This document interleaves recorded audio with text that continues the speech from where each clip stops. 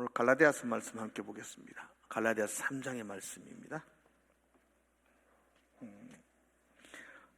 26절에서 29절까지입니다. 제가 먼저 26절을 읽겠습니다. 한 절씩 읽도록 그렇게 하겠습니다. 너희가 다 믿음으로 말미암아 그리스도 예수 안에서 하나님의 아들이 되었으니 누구든지 그리스도와 합하기 위하여 세례를 받은 자는 그리스도로 옷 입었느니라. 너희는 유대인이나 헬라인이나 종이나 자유인이나 남자나 여자나 다 그리스도 예수 안에서 하나이니라. 너희가 그리스도의 것이면 곧 아브라함의 자손이요 약속대로 유업을 이을 자니라. 아멘.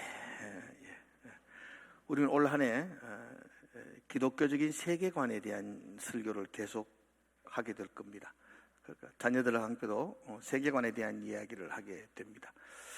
세계관 가운데 가장 우리가 먼저 명심해야 될 게 우리가 누구인가, 우리의 정체성이었습니다. 그래서 우리가 누구라 그랬죠?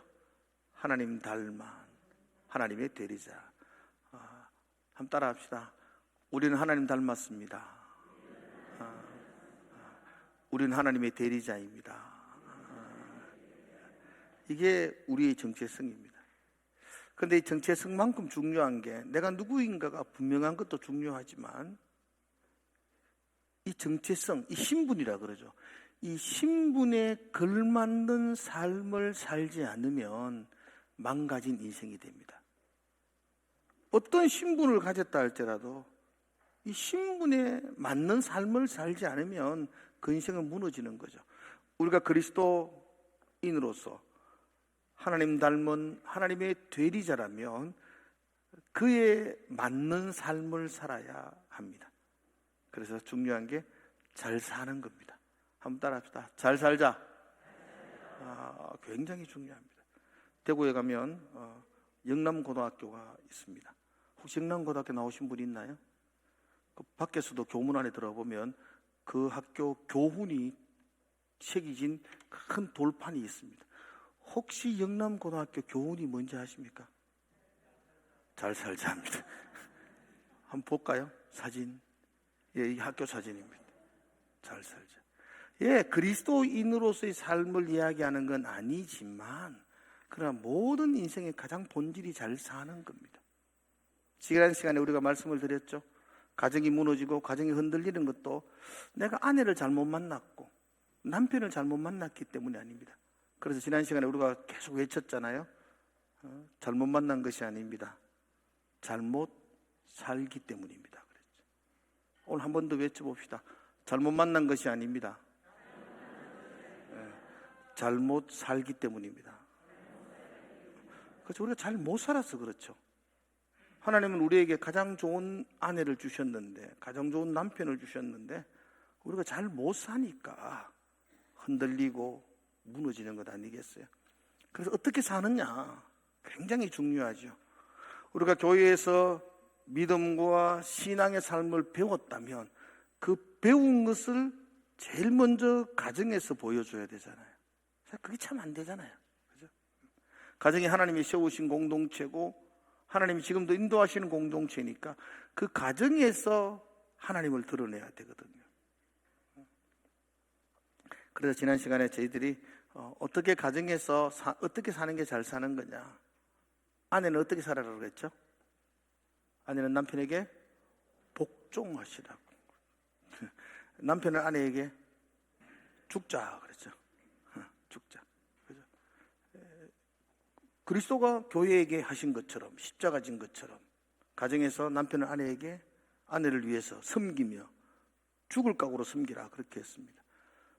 자녀들은 부모에게 순종하고 주 안에서, 이 말이 부모가 주 안에 있으면 순종한다는 말이 아니라 그랬죠. 그거 착각하면 안 됩니다. 내가 주 안에 있기 때문에 부모님을 주님 대하듯이 순종하는 것, 이것이 자녀가 잘 사는 길입니다.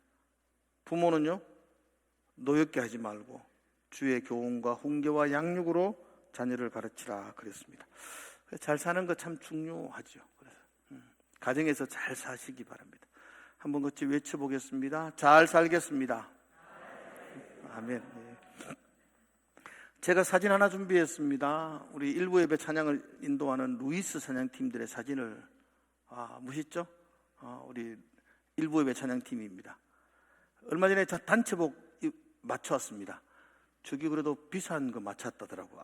요즘 아들은 돈이 귀하지 않아요. 저기 아주 상당한 비싼 잠바를 맞추었는데 예쁘죠? L자 루이스를 상징하는 L자를 지금 저 사진이 안 나왔는데요. 왼쪽에는 우리 교회 로고를 이렇게 새겨 놓았어요. 그리고 오른쪽에는 십자가 새겨 놓고 이렇게 했던 단체복입니다. 예. 단체복을 왜 만들까요? 예쁘다고. 예쁘기도 하겠지만 또 저렇게 단체복을 하는 이유가 뭐죠? 하나됨, 소속감. 옷을 같이 입으면 왠지 우리가 남이 아닌 것처럼 느껴져요. 하나가 되었다라는 마음을 가지게 됩니다. 또한 옷은요, 우리의 생각과 태도, 행동을 이렇게 어쩌면 좌우하기도 해요. 멀쩡한 남자들도 예비군 군복 입혀놓으면요, 아무데나 오줌 눕니다. 희한해요, 그게. 그렇지 않나요? 그러니까 이 무슨 옷을 입느냐에 따라서 그 삶을 대하는 자세가 달라지는 것 같아요. 그래서 저렇게 옷을 딱 입으면 하나됨과 소속감이 드러나게 됩니다. 자, 오늘 여러분들은 어떤 옷을 입고 교회에 오셨나요? 지금 여러분들 각자 옷을 입고 있는데 제가 보니까 다 옷을 맞추고 입었는 것 같아. 하나의 옷을 입었는 것 같아. 우리는 같은 옷을 입었습니다. 막 다른 옷 입었다고 생각하지만 사실 그렇지 않아요. 오늘 성경 한번 볼까요? 27절에 한번 보세요. 27절. 같이 27절을 뜨니까 한번 읽어볼까요? 같이 시작. 누구든지 그리스도와 합하여 세례를 받은 자는 그리스도로 옷 입었느니라. 우리는 그리스도로 옷 입은 사람들이에요. 그 옆에 분들 한번 보세요. 그리스도로 옷 입었습니다. 그리스도로 옷. 그렇죠. 같은 옷을 입었어요. 어떤 옷인가? 그리스도로 옷 입었다는 것입니다. 그래서 그게 예쁜 옷이죠. 그리스도로 옷 입은 거. 오늘 이 그리스도로 옷 입었습니다. 이 제목을 가지고 제가 이 본문의 말씀을 조금 나누면서 함께 은혜를 받으려고 합니다. 먼저 우리 갈라디아서를 읽었는데요. 이 갈라디아서는 사도 바울이 1차 전도 여행을 할 때에 복음을 전했던 곳입니다. 그러니까 이 갈라디아라는 지명 자체가 우리처럼 하양, 진량, 와촌 이렇게 한 국한된 도시를 이야기하는 게 아니고요. 갈라디아는 경상도 지역, 이렇게 뭐 한강 이남 지역 이렇게 말하는 것처럼 굉장히 넓은 광범위한 지역을 말해요. 그 갈라디아 지역 안에는 여러 도시가 있어요. 우리가 알 만한 도시가 그 비스디아 안디옥이라는 도시가 그곳에 있고요. 그 루스드라라는 도시도 그곳에 있고요. 전혀 모르는 눈치로 저를 쳐다보면 안 돼요. 성경에 다 나오는 거니까 제가 알 만한 도시만 이야기하는 거예요. 이고니온. 그만하겠습니다. 하여튼 그런 도시들이 그곳에 있고 그곳에서 바울이 복음을 전하면서 교회를 세웠더랬습니다. 바울이 그곳에 교회를 세우고 다시 수리아의 안디옥으로 돌아왔을 때에 그 지역에 있는 소식이 들려오기 시작합니다. 내가 복음 전하고 내가 세웠던 교회들이 어떻게 변하고 있는가에 대한 관심이 바울에게 있지 않을까요? 그래서 소식 들어보니까 이거 참 안타까운 소식이 들려와요. 바울이 복음을 전하고 돌아왔는데 그곳에 거짓 교사들이 슬며시 들어오기 시작했다고 말해요. 초대교회 가장 문제되는 사람들이 거짓 교사라 그러는데 이 거짓 교사는 예루살렘에서 온 사람들이에요. 구약 성경에 아주 능통한 사람들입니다. 말도 얼마나 잘하는지 설교도 참 잘하고 있었어요. 그들이 예루살렘에 와서 이렇게 사람들이 갈라디아 지방 사람들이 볼 때에는 굉장히 경건하고 성경도 많이 알고 있고 잘 가르치니까 존경할 만한 사람으로 생각합니다. 그런데 그들이 가르치는 복음이 그동안 바울이 가르쳤던 거하고 조금 달라요. 바울이 가르쳤던 복음은요, 오직 믿음으로 우리가 의롭다함을 얻는다는 복음이었어요. 다른 건 없나니 믿음으로 의롭게 된다는 것이었어요. 그런데 이 거짓 교사들이 살며시 들어와서 갈라디아 성도들에게 가르칠 때는요, 맞아, 예수를 믿어야 돼. 그런데 그 믿었으면 우리가 율법을 지켜야 돼. 우리도 자주 듣잖아요. 믿으니까 믿고 나서 말씀을 지켜야 돼. 특별히 할례를 행해야 돼. 그래야만이 온전한 구원을 얻는 거야 라고 이야기하죠. 사실 갈라디아에 있는 성도들은 성경을 깊이 아는 사람들이 아니었어요. 오래전부터 하나님을 믿었던 사람도 아니었고요. 그들은 이방인들이었어요. 우리로 말하면 교회 얼마 나오지 않는 새가족들이었어요. 그러니까 무엇이 참복음인지 거짓인지를 구별할 수 있는 능력이 그들에게는 없었어요. 근데 예루살렘에서 온 경건한 사람들이, 성경에 능통한 사람들이 그들에게 막 가르쳐. 물론 예수 믿어야 돼. 그러나 성경에 말했던 이 율법, 할례를 행해야만이 온전한 구원을 이룬다 라는 가르침에 그들이 맞아, 그게 맞는 것 같아. 그리고 할례를 행하기 시작하는 거예요. 이 소식을 들었던 바울이 울분을 터뜨리며 보냈던 편지가 갈라디아서입니다.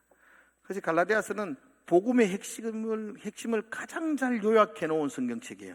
로마서의 축소판과 같아요. 딱 몇 장 안 되는데 한 가지만 이야기해요. 바울이 갈라디아서 계속 이야기하는 것은 오직 믿음으로 의롭다함을 얻는다. 이게 갈라디아서의 한 줄 메시지입니다. 2장 16절을 한번 볼까요, 여러분들? 자막 되니까 한번 같이 한번 읽어보시다. 저까지만 같이 시작. 사람이 의롭게 되는 것은 율법의 행위로 말미암은 아니요 오직 예수 그리스도를 믿음으로 말미암은 줄 알므로. 이게 바울의 핵심이에요. 오직 예수 그리스도를 믿음으로 우리가 의롭게 함을 받는다. 율법을 지킴으로, 율법의 행위로는 의로울 사람이 없다는 것이죠. 자, 오늘 예배하는 여러분들도 분명히 하셔야 돼요. 한번 따라 봅시다. 오직 믿음으로 의롭다함을 얻습니다. 믿으세요? 근데 뭔가 자꾸 해야 된다고 생각해요. 믿음으로만 의로워집니다. 의롭다함을 얻습니다. 예를 들어서 여러분 이런 예를 들면 어떨까요? 여러분 지금 서울을 간다고 생각했어요. 기차를 탔어요. 서울 가는 기차를 표를 끊고 탔는데 기차 타서 이렇게 앉으니까 어떤 분이 계속 뛰어요. 거기서 계속 뛰고 막 달리고 있어요. 막 계속. 그래서 물어봤어요. 왜 그렇게 열심히 뛰세요? 뭐 하세요? 그러니까 그분이 대답하기를 서울 빨리 가려고요. 그렇게 대답하시는 분이 있으면 잘 돌봐줘야 돼요. 그분은 정상이 아니에요. 빨리 뛴다고 해서 빨리 가나요? 기차 안에는 가만히 앉아 있어도 서울 갑니다. 심지어 꼬박꼬박 졸아도 서울 갑니다. 우리는 구원 열차 탔다 그러죠. 타셨습니까? 못 타신 분도 상당히 많은 것 같아요. 다시 물어보겠습니다. 여러분 구원 열차 타셨습니까? 네. 그럼 뒤에 앉아서 지금 자불고 있어도 갑니다. 이건 뭐 부인할 수 없어요. 우리는 우리의 의로, 우리의 예씀과 노력으로 가는 게 아니고 믿음으로 하나님의 아들이 되니까, 믿음으로 구원받으니까. 그러니까 그 구원 열차, 믿음을 티켓을 끊고 탔던 것이 확신하다면 우리는 갑니다. 그래서 예수고 노력하고 그렇게 하지 않아도 갑니다. 그런데 왜 성가대하고 교사하고 예수는가요? 구원지에서 찾는 게 너무 기뻐가지고 지금 서울 간다는 게 너무 감격스러웠어. 그래 그곳에 가만히 있지 못해서 찬송하고 예배하고 감격하고 헌신하고, 그게 우리의 삶이잖아요. 그게 헌신이지 서울 가려고 예수는 것 헌신이 아니라는 거죠. 아무튼 바울의 복음의 핵심은, 복음은 믿음으로 의롭다함을 얻습니다. 이 복음은 완전합니다. 복음은 부족하지 않습니다. 복음은 더 보탤 게 없습니다. 플러스 율법이 필요하지 않습니다. 복음 하나만으로도 완전합니다. 그래서 그 복음이 우리에게 기쁜 소식이 되는 거죠. 26절에서 바울은 그렇게 말합니다. 26절 한번 볼까요? 너희가 다 믿음으로 말미암아 그리스도 예수 안에서 하나님의 아들이 되었나니. 이게 아들이라는 말은 자녀란 말로 바꾸어도 괜찮아요. 아들이라는 말을 특별히 썼던 이유는 당시 사회에서는 유산을 받는 존재라는 의미로 썼지만, 지금 우리에게는 자녀, 아들, 딸 포함을 시켜도 관계가 없습니다. 우리는 믿음으로 하나님의 자녀, 하나님의 아들이 되었습니다. 전에는 아들이 아니었어요. 전에는 하나님과 우리 사이가 원수였습니다. 죄로 말미암아 우리가 원수되었더랬습니다. 하나님과 우리 사이에는 막힌 담이 있었습니다. 내 힘으로 해결할 수 없는 죄의 문제가 우리 앞에 있었습니다. 그런데 예수님이 그 죄의 문제를 해결해 주셨습니다. 그분이 십자가에서 그 죄의 문제를 청산해 주셨습니다. 그러므로 우리가 이제는 하나님의 자녀가 되었습니다. 이게 바울의 선언입니다. 믿음으로 의롭다함을 얻었다. 믿음으로 하나님의 아들이 되었다라고 선언합니다. 바울은 우리가 하나님의 아들이 되었다는 말을 다른 표현으로서 오늘 갈라디아 성도들에게 이야기합니다. 그 다른 표현이 27절입니다. 27절 한번 볼까요? 누구든지 그리스도와 합하기 위하여 세례를 받은 자는, 그 다음 시작, 그리스도로 옷 입었느니라 그랬어요. 저와 여러분, 하나님의 아들이 되었다는 말을 다른 표현으로 하면 그리스도로 옷 입었다 이렇게 표현합니다. 오늘 설교 제목입니다. 따라해 봅시다. 그리스도로 옷 입었습니다. 그럼 우리가 그리스도로 옷 입었다는 말이 무슨 의미일까? 오늘 제가 간단하게 한 3가지만 말씀을 드리려고 해요. 그리스도로 옷 입었다는 말이 무슨 말인가? 우리 믿음으로 하나님의 자녀가 되었는데 그건 곧 그리스도로 옷 입었다는 이야기인데, 그리스도로 옷 입었다는 말의 본질적인 뜻이 뭔가? 첫 번째로는 그리스도로 옷 입었다는 말은 신분이 바뀌었다라는 말입니다. 한번 따라볼까요? 신분이 변화되었습니다. 여러분과 저는 이제 신분이 달라졌습니다. 지금은 옷이 신분을 나타내지는 않습니다. 그러나 1세기 로마 시대나 우리가 조선시대에 양반과 평민이 있던 그 시대만 해도 옷은 그 사람의 신분을 드러내는 것입니다. 양반들이 입는 옷이 달랐고요, 평민들이 입는 옷이 달랐어요. 천민들이 입는 옷도 달랐고요. 로마 시대도 마찬가지입니다. 그 옷은 그 사람의 신분을 보여줍니다. 우리가 그리스도로 옷 입었습니다. 이전에는 그리스도로 옷 입은 사람들이 아니고 이전에는 우리가 율법으로 옷 입은 사람들이었습니다. 율법으로 옷 입으니까 그 율법으로 옷을 입는 사람들에게 나타나는 특징은 죄가 드러나는 겁니다. 율법은 우리를 죄인됨을 보여주는 겁니다. 법이니까요. 거울이니까. 거울 앞에 서면은 나의 잘못된 것들이 보여지잖아요. 법 앞에 서니까 나의 죄악들이 드러나잖아요. 율법이 옷을 입을 때에 우리가 죄인됨이 드러났습니다. 그럼 율법의 옷으로는 너 죄인이야 라는 것들이 드러나기 시작합니다. 그런데 우리가 하나님의 아들이 되었대요. 옷을 바꾸어 입었어요. 그리스도로 옷 입었어요. 그리스도로 옷 입으면 그리스도의 의로움이 드러나는 겁니다. 이제 보면은, 옛날에는 보면은 율법의 옷 입을 때는 죄인임이 드러났는데 그리스도로 옷 입으니까 그 그리스도의 옷, 그리스도의 의로움, 그것이 드러나는 거죠. 하나님도 이전에는 우리가 우리의 죄를 봤는데 이제는 하나님이 우리를 볼 때에 그리스도의 의를 보기 시작하는 겁니다. 그래서 우리를 의롭다 함으로 인정해 주는 겁니다. 저와 여러분이 의로운 것 아니에요. 깨끗한 것 아닙니다. 그 안에 보면 더러움과 부끄러움이 가득 차 있습니다. 그럼에도 불구하고 그리스도께서 우리를 옷 입혀줌으로 말미암아 우리가 보여지는 것, 하나님이 우리를 보는 것이 의로움으로 본다는 겁니다. 그래서 의롭다 함을 얻는 겁니다. 칭의입니다. 칭의. 이게 옷 입었다는 표현입니다. 신분이 바뀌어졌다는 것입니다. 믿음으로 우리의 신분이 하나님의 아들로 바뀌어졌다. 이것을 그리스도로 옷 입었다라고 말합니다.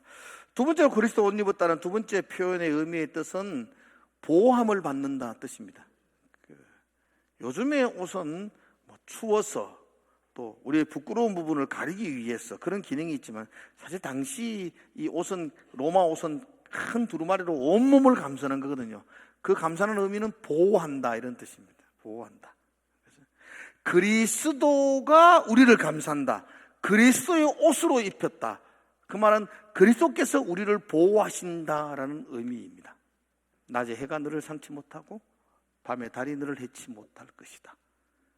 예전에는 사탄이 우리를 정죄하며 비난했는데 그리스도로 옷 입고 나면 그리스도가 우리 보호자가 되시기에 사탄이 우리를 정죄하지 못합니다.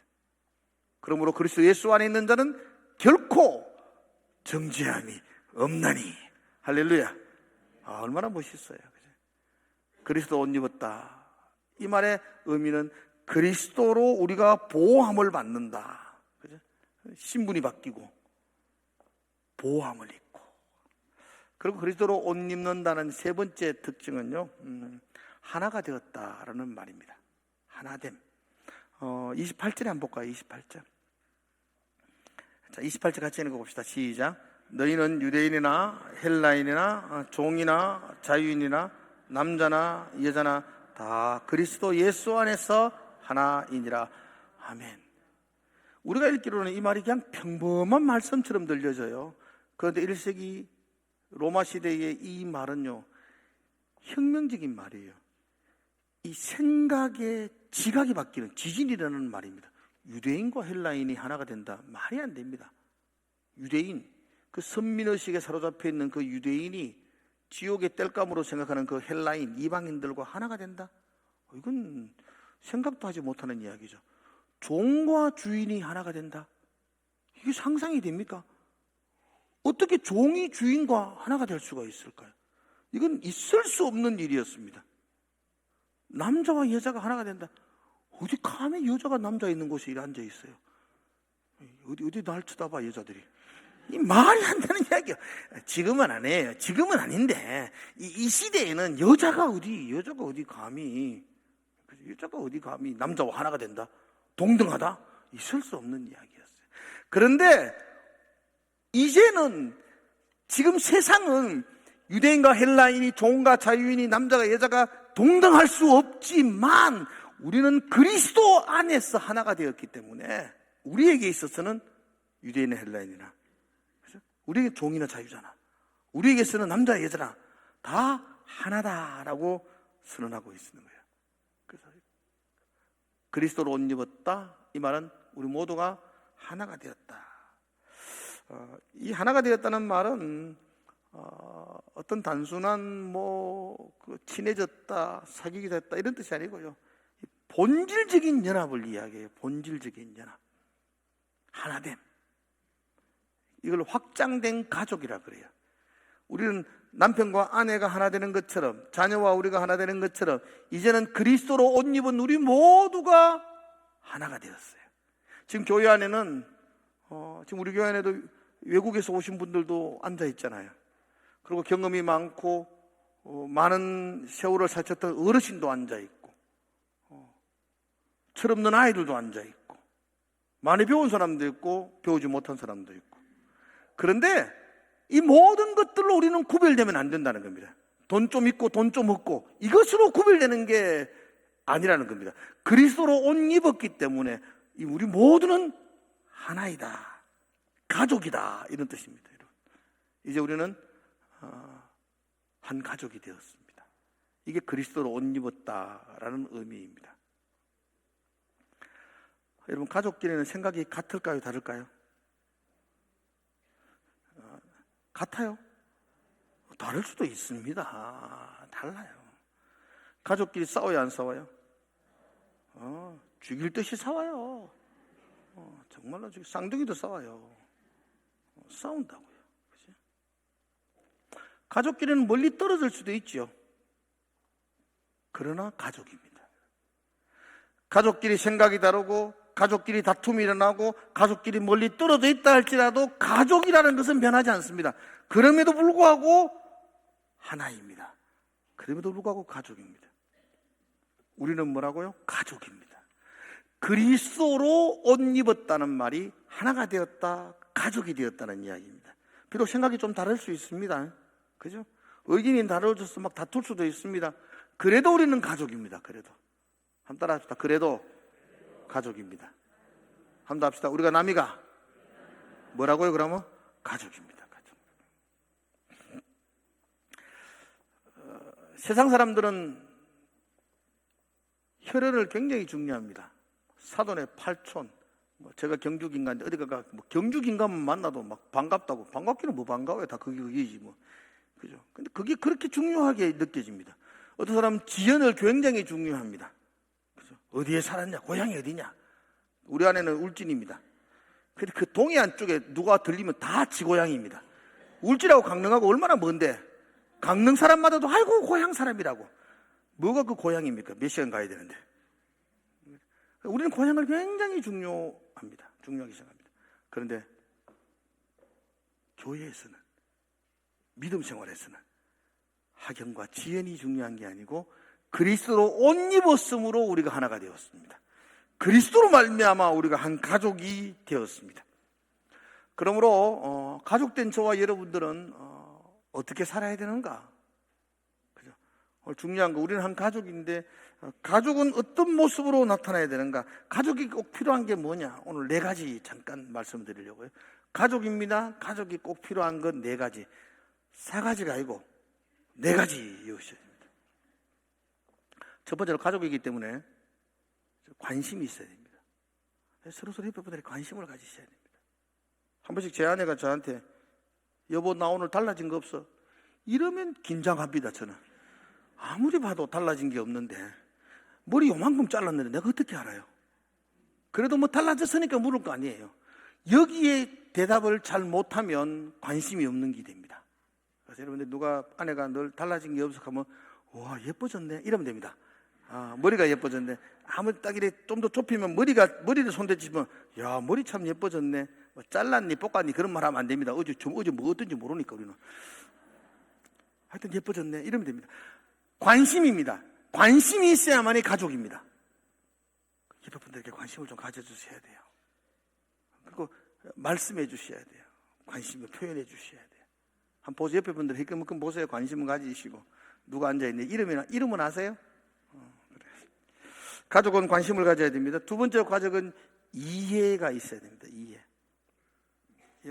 제가 늘 하는 말이죠. 그럴 수가 있나? 우리는 뭐라 그러죠? 그럴 수도 있지.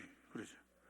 가족이 아닌 사람들은 보면서 어떻게 저럴 수가 있어? 그럴 수가 있어라고 말하지만 가족들은요. 잘했다는 게 아니에요. 잘못했어요. 잘못했지만 아이고 그럴 수도 있지. 이해하는 거예요.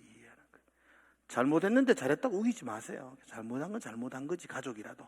그래도 이해하는 거예요. 세상 사람들은 다 어떻게 저럴 수가 있노라고 비난하는데 가족은 그럴 수도 있지 라고 이해하는 거.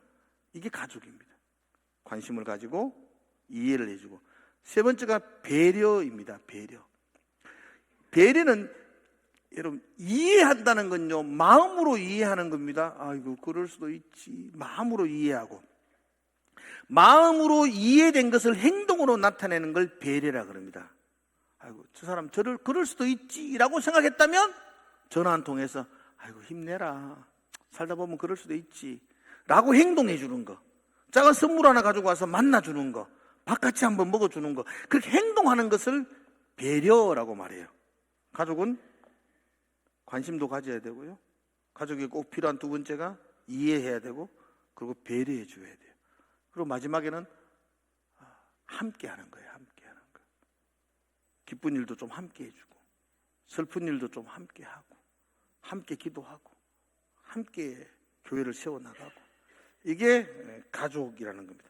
그러므로 가족은 관심으로부터 시작해서 이해함으로 깊이가 깊어지고 배려해주면서 그 사람이 살아나고 함께함으로 완성되어지는 게 가족입니다. 4가지. 자, 첫 번째 뭐라고요? 관심. 두 번째는요? 이해. 세 번째는요? 네 번째는 어떻게 잘 알아요? 금방 다. 저 다 적어놨네. 하여튼 4가지 잊지 않았으면 좋겠어요. 우리가 한 가족이에요. 그리스도로 옷 입은 한 가족이에요. 그러면 여러분들이 이 4가지 모습으로 옆에 분들을 대해 주셔야만 합니다. 관심으로 시작하고 이해함으로 우리 사이가 더 깊어지고 배려함으로 힘든 사람들이 살아나고 함께함으로 그 공동체가 완성되어진다는 겁니다. 말씀을 결론을 맺겠습니다. 우리는 믿음으로 하나님의 아들이 되었습니다. 이것은 곧 그리스도로 옷 입은 자입니다. 율법의 옷을 벗어버리고 그리스도로 옷 입었습니다. 그리스도로 옷 입었다는 것은 신분이 바뀌었다는 것이고, 그리스도로 옷 입었다는 이야기는 그리스도의 보호함을 받는다는 것이고, 그리스도로 옷 입었다는 것은 이제 우리가 하나가 되었다, 가족이 되었다는 이야기입니다. 어떤 사람은 교회를 조직으로 말합니다. 근데 우리는 교회를 가족이라고 말합니다. 교회는 조직이 아니고 가족입니다. 우리는 같은 건물에서 앉아있는 사람이 아니라 우리는 같은 옷을 입고 있는 가족입니다. 같은 공간에 있어도 다른 옷을 입고 있다면 가족이 아닙니다. 우리는 같은 건물에 있는 사람이 아니라 같은 옷을 입고 있는 사람입니다. 그리스도로 옷 입고 있습니다. 그러므로 우리가 신분이 바뀌었고 하나님의 보호를 받고 있고 하나님의 자녀로 가족이 되었다는 것을 여러분 기억하시고, 우리가 하나됨을 좀 세상 사람들에게 보여주는, 하나됨을 드러내는, 그래서 저와 여러분 되시기를 주의 이름으로 축복을 드립니다. 기도하겠습니다. 하나님 아버지, 우리가 하나라는 것, 한 가족이라는 것 하나님 기억하게 하여 주시고, 말로만 가족이 아니라 정말 남보다 못한 가족이 아니라 가족처럼 서로 관심을 가지고 서로 이해해주고 배려해주고 또 서로 함께하는 귀한 가족 되게 하여 주시옵소서. 예수님 이름으로 기도드리옵나이다.